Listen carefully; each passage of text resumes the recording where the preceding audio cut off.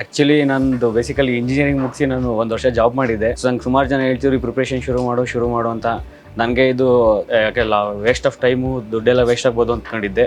Inside even ಮೈ sister ಇಲ್ಲೇ coaching ತೊಗೊಂಡು ಅವಳು 2 ಪ್ರಿಲಿಮ್ಸು ಒಂದು ಮೈನ್ಸ್ ಬರೆದಿದ್ದಾಳೆ. ಆಮೇಲೆ ಅವಳು ಇನ್ಸ್ಪಿರೇಷನ್ ಆಗಿ ತೊಗೊಂಡು ನಾನು ಬಂದು ಇಲ್ಲಿ ಕೋಚಿಂಗ್ ಅಡ್ಮಿಷನ್ ಆದೆ OGP ಬ್ಯಾಚ್ 9ಗೆ. ಆಮೇಲೆ ನನ್ನಲ್ಲೇ ನಾನು ಇಂಪ್ರೂವ್ಮೆಂಟ್ ಕಾಣಕ್ಕೆ ಶುರು ಮಾಡಿದೆ.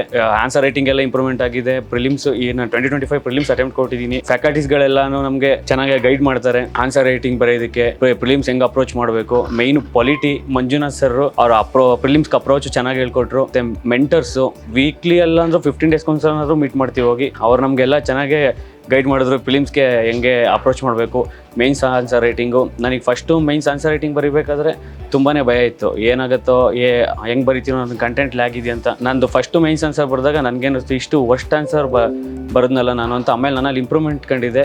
ಈಗ ಬೆಸ್ಟ್ ಆನ್ಸರ್ಸ್ ಬರೆಯೋದಕ್ಕೆ ಟ್ರೈ ಮಾಡಿದ್ದೀನಿ.